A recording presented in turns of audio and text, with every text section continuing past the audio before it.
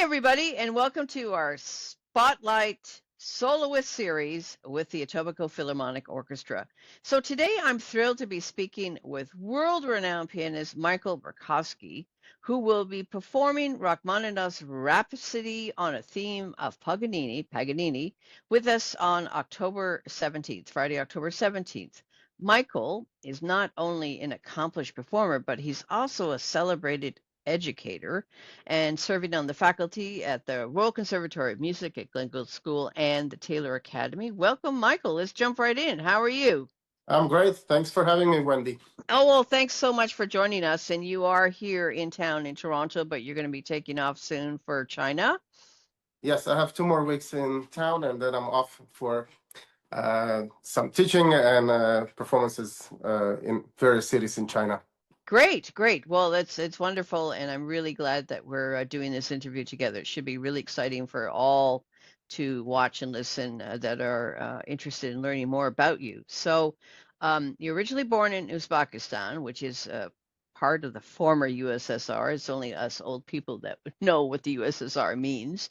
And but you moved to Israel. You started your piano studies there, and then later at Juilliard. You did your bachelor's and master's, and then you did your earned your Doctor of Musical Arts at Johns Hopkins. And so, can you tell us a little bit more about your early musical beginnings?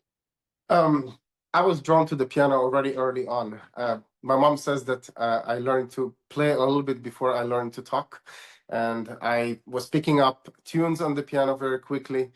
And in my first audition for the music school, when I just came there and they asked me, "Do you know any songs?" And my mom was sitting there and saying, "No, actually, he doesn't play." And I said, "No, I can play something."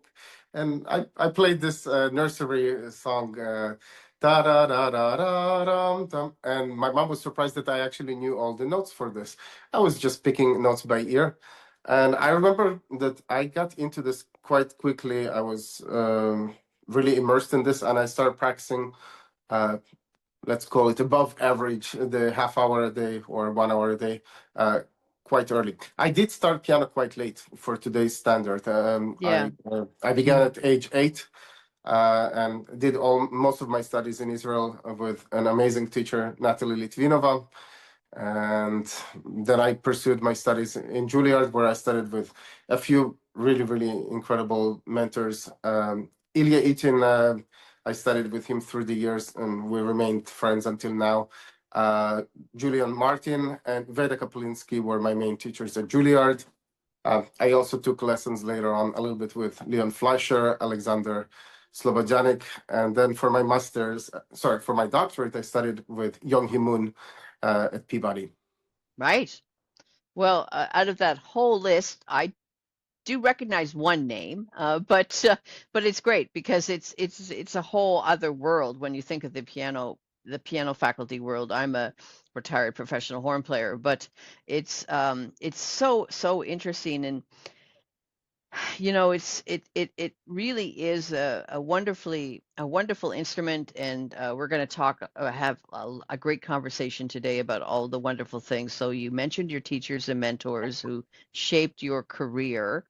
So Mhm. you also are teaching at the Royal Conservatory of Music, and you've built an award-winning studio at the RCM, and your students consistently place at the top of competitions like the Van Cliburn Jr., the Cleveland International, and the Canadian Chopin. So what's your teaching philosophy when you're working with young, highly driven students?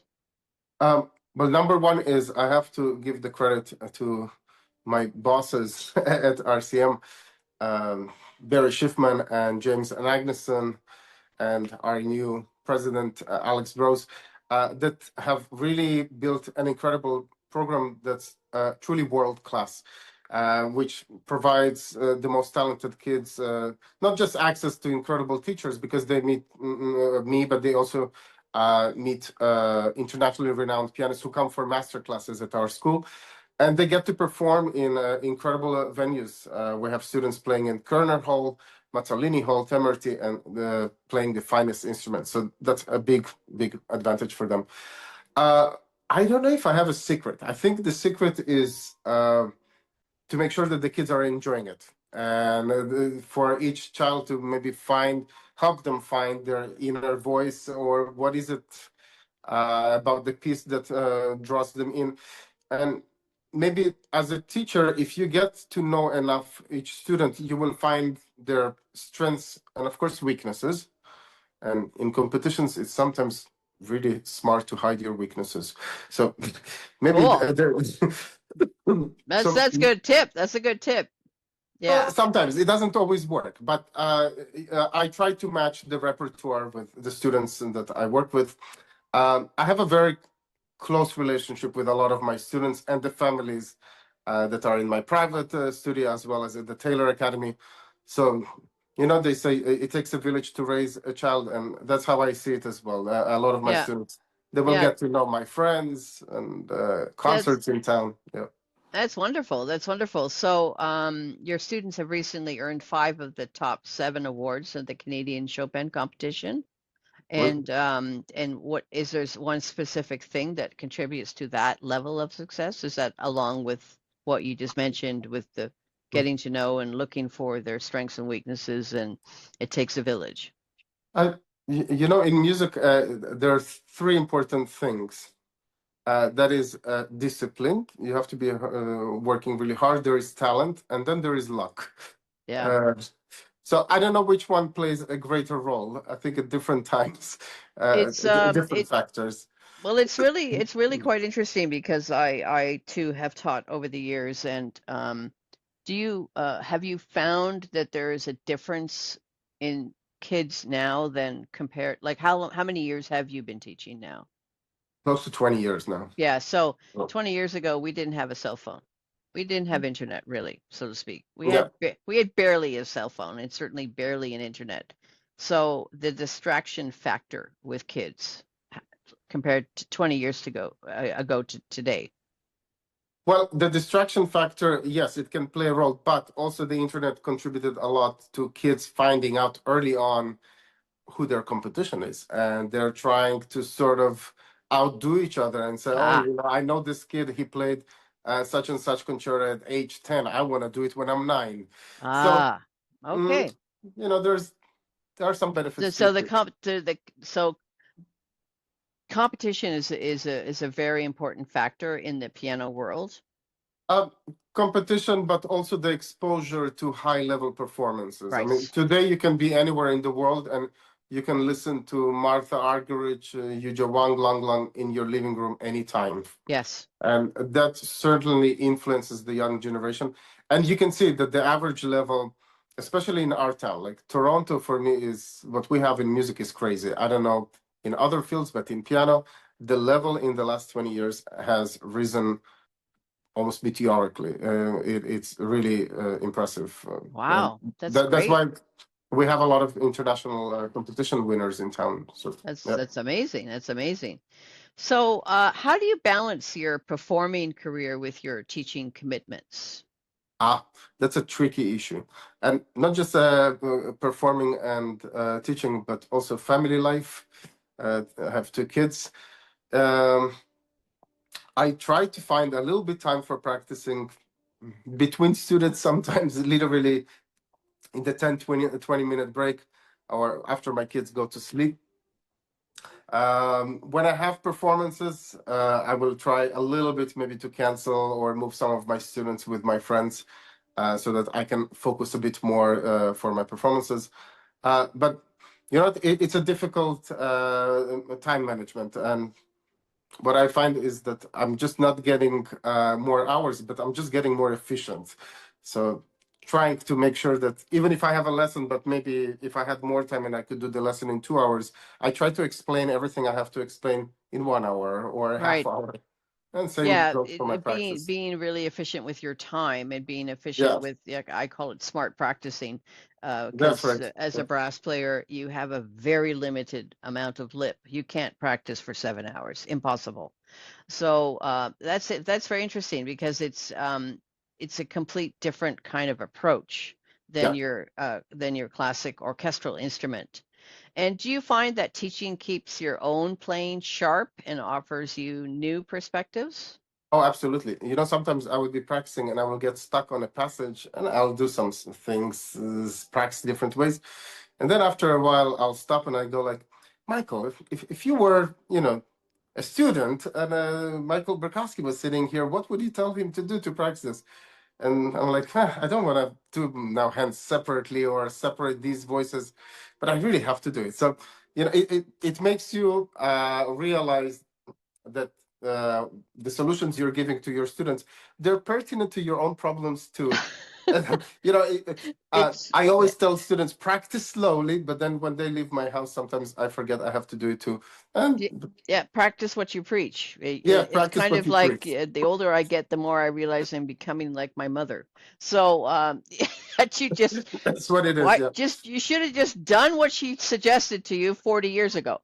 So yeah, and it's very interesting with the dedication that you need. When I just recently listened once again to Prokofiev, Third Piano Concerto with the world's Obviously. longest scale. I cannot believe this keeps on going on and on and on. I swear that if Prokofiev or Bosendorfer had built a 108 key piano, that would have written the scale for 108 keys instead of 88 keys. Most likely. Yes. Yeah.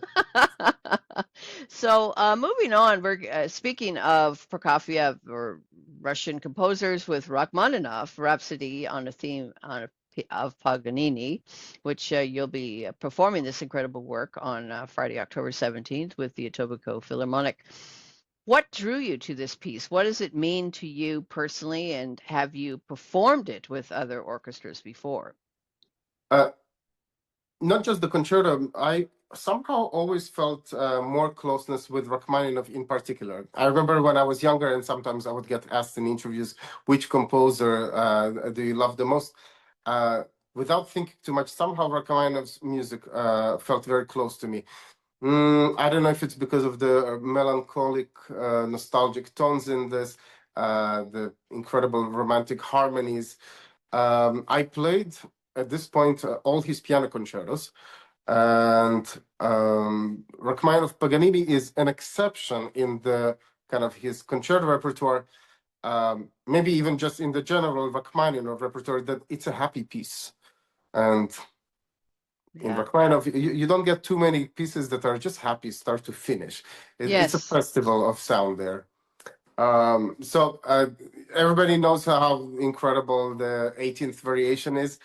It's been featured in romantic movies, in songs, pop songs. Uh, it's a piece that kind of I find it doesn't matter how many times I hear it. When I play it, I still get goosebumps hearing the Uh, ta ra ra ra team, and that's maybe one thing that I never got it with other composers. As much as I love so many other composers, Bach, Mozart, Chopin. That's something in Rachmaninoff's music. When I hear it, I just get some physical reaction to this. Mhm. I have it actually when I'm listening to Rachmaninoff's second piano concerto. Yes. Da dee da dee da da da dee da. I love that melody. I always like it's such a beautiful melody. But Rachmaninoff music is stunning. I like Prokofiev a lot too. Yeah. It's and that's great. So and of course everybody knows that one particular movement. So what makes so speaking about what makes this piece unique Mhm. amongst Rachmaninoff's works, because like most people just know like concertos, like but now this is a very different rhapsody on a theme. Um, I would say that maybe in this concerto, there is more interaction between piano orchestra. Like the ensemble work, let's say in his first, second, even third piano concertos, somehow they're more straightforward. In this concerto, there's almost jazzy kind of rhythmic elements.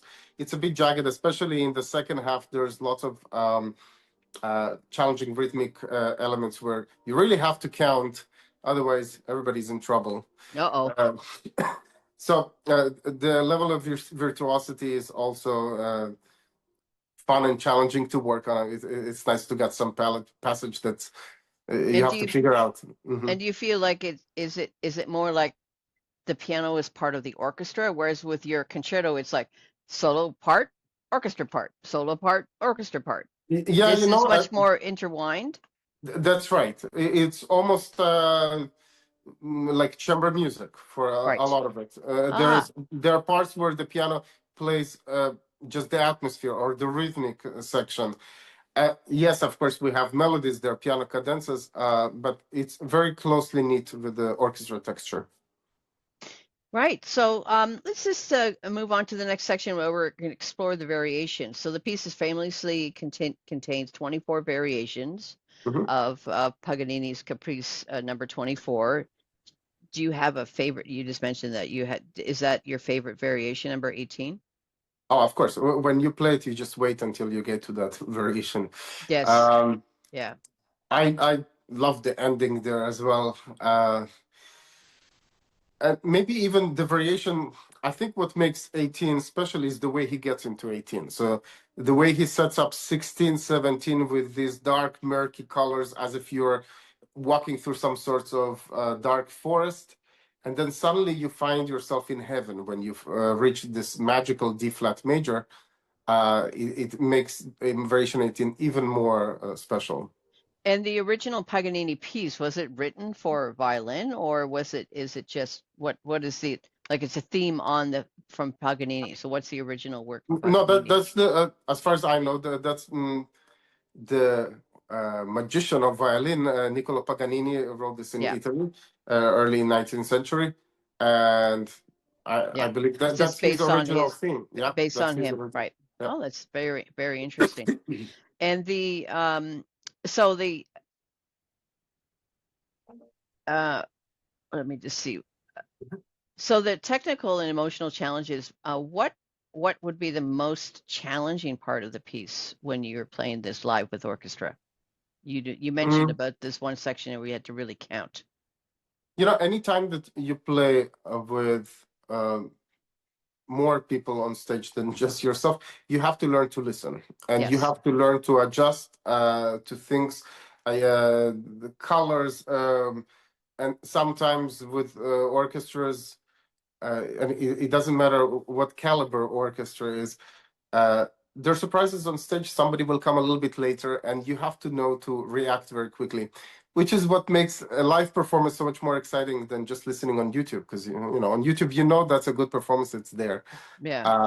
So this is a concerto where you kind of have to be on your toes and on alert for any kind of rhythmic turns along And the you've way. been playing this piece basically all your life? No, I wish. I actually learned it not that long ago, just a few years ago. I played it here with the Kindred Spirit and Master Alexander, Yeah. Christian Alexander, Yeah. and I had tons of fun doing this. So I'm happy that Etobicoke offered to offer to play this in their next season. Yeah. I'll Yeah. get to know. That's Hopefully, it will be even better. Yeah, for sure. Like the more often you do it, the more fun. That's always the biggest issue with any orchestral player that you work in so hard towards the end of the week when you perform it once or twice and then it's done. That's right. And you wish you could do it again and again and again. Like I always say to my students, no do-overs. You've got to be perfect. It's got to be perfect. So yeah, speaking about collaborating with the Etobicoke Philharmonic, what are you looking most forward to and doing it with Etobicoke Philharmonic? I played with the Etobicoke for the first time. No, not Rachmaninoff. Tchaikovsky's first piano concerto, just maybe 2 years ago or so. Right. Um, and it was wonderful to find some of my colleagues from RCM there. Yeah. Matthew was Yeah. really wonderful to work with. When you work not just with top-notch musicians, but also friendly people, Yeah. it makes the experience, the performance so much more special. So what I love performing in these venues is that we have wonderful, friendly audience. I have a lot of my students and friends coming to these venues, and seeing so many familiar faces in the orchestra. Uh, That's great. it That's warms great. up. Yeah. And that's the whole point of a community atmosphere, community orchestra that you're playing with friends.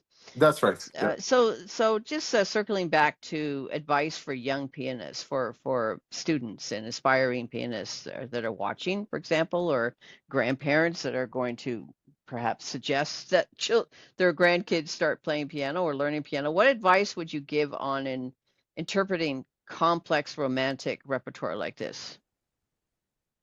Um, I have this issue sometimes with students that they play piano really well, but I can see that even when they're 13, 14, certain things are somehow missing. And it's hard to point exactly what's missing.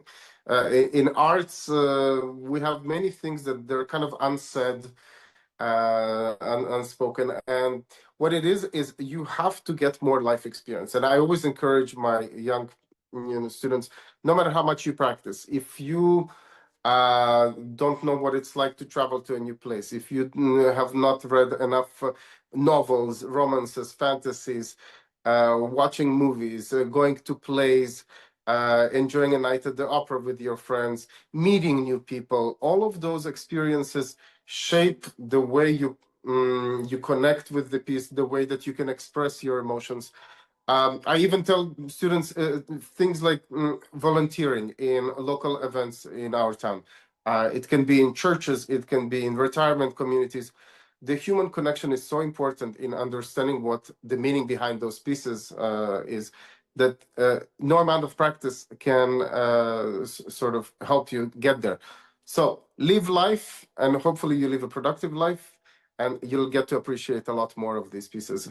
Yeah, for sure, for sure. So, looking ahead, so actually, no, let's go back one step, just for fun. If you could ask Rachmaninoff one question about the Rhapsody, what would it be? Ah, I would probably ask him why was it so short. His second piano concerto, third, fourth, they're quite long. They're close to 40 minutes. This concerto, if it's done right, it's closer to the 20-minute mark. Uh, Maybe just slightly more than that. I would also ask him why didn't he write more concertos like this? Because it's such a thrill to play it. Yeah, Yeah. yeah. And another fun question I ask, and I think about it myself, and I'll give you my answer too. If you could have dinner with anybody, dead or alive, tonight, who would you have dinner with? Ooh. Um, Okay, I'll tell you. My answer would be Mozart, but I'll tell you why. Because recently I was reading some of his letters, and he has so many nasty, inappropriate letters that it's hard to believe that it's Wolfgang Amadeus Mozart who wrote them, uh, writing about uh, students that he calls them stupid because they couldn't finish a sonata in 1 week, or childish games that he plays with his friends with made up words. It's like one of the composers that his sense of humor was depicted so well through his writing. I would ask him for a joke or two if he was back. Sorry, but my dog was barking. I had to mute my microphone. But my answer, in case you're interested, Yes. I would love to sit down and have dinner with Leonard Bernstein.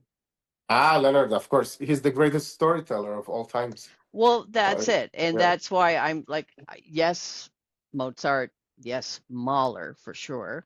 But as a horn player. But Leonard Bernstein, he intrigues me so much because Yeah. he just has so much to tell, but so much he was so interested in educating people that he educated the American children of the 1950s and 60s, and I missed out Yeah. on that, and he taught people about music.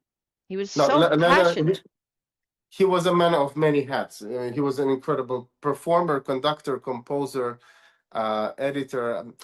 It's funny you mentioned him. I read his scripts from the concerts for young people that he did in New York, and it's absolutely out of this world. I'm Yeah. hoping one day maybe to get all the scripts and maybe see if we can do a show based on those in Toronto. But I'm up for it. I share your passion. Okay, I'll let you know when it's on. Yeah, sure. We'll rehash it. We'll have to ask his daughter, but yeah, that's a great idea. There's only one Lenny, right? That's right. So now looking ahead, what are your upcoming plans for the rest of this year and what's coming up in the future? I have a crazy summer now coming up. Next week I'm traveling to New York. I'm teaching at my alma mater at Juilliard a little bit, meeting my old teachers, and after that I'm heading to China. As I told you, I'll be teaching there in Juilliard's Tianjin, and then I come back here, and starting August 11th, I'm the director of the inaugural RCM Piano Intensive Festival, along with my wife Coral Solomon. We'll have concerts featuring Roby Botosh, my friend James Anagnuson. Stuart Goodyear is going to be presenting an incredible concert. So if your viewers are around, please check out on the RCM website. We'll have some great concerts coming up there. And it's a program for kids. So we'll have kids coming from across Canada, a few kids coming from the US to have lessons and some fun activities. So for 2 weeks between August 11th and 23rd, we'll have this in town. Is there one piano concerto or piece that you've never performed live with audience that you wish you could do? Well, I have a few concertos that um, I haven't done yet. Um, Actually, one is a very strange one. It's a Busoni piano concerto, and it's a very difficult concerto. It's about 1 hour long. I started reading it here and there, and I thought it would be almost like running a marathon, just a personal challenge to see if I can pull it off. Um, then, sorry, can you see me?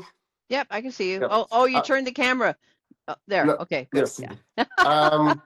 I'm hoping actually maybe to get a little bit more into Brahms. I have a friend, Vikingur Olofsson, was just here performing this with the TSO. Him and I were classmates in Juilliard years Yeah. ago, and I heard his Brahms and it was incredible. So I'm thinking maybe I should add that to my repertoire. Yeah. Well, the thing is that, looking at the recording industry and how the Apple and Spotify basically destroyed the recording industry, and there's no more CDs, no more records, no nothing. So, if somebody were to look for you, you have a website, I'm assuming, so people can find Uh, you. there is a website. I haven't updated it Updated fully. it recently? No, Oh, because I communicate now sort of through social media. So okay. if people Google it, they'll Google my name, they'll find upcoming On concerts. Instagram and Or Facebook. that's right. Right.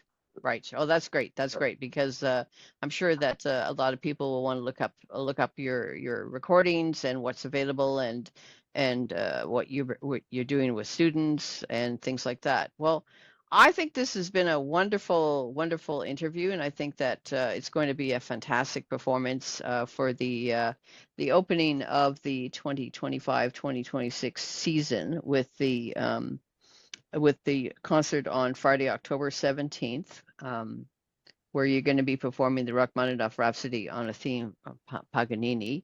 So we're incredibly excited to welcome you to the stage. And for our viewers, you can just look up for more information on the Etobicoke Philharmonic website, and you can also find lots of information about Michael and what he's doing and where he is and what sort of projects are going to be happening. I think it's wonderful that you're so involved and passionate about teaching young people and getting that that nowadays there are so many more Canadians that are winning Chopin Yeah, piano concertos and things like yeah, that.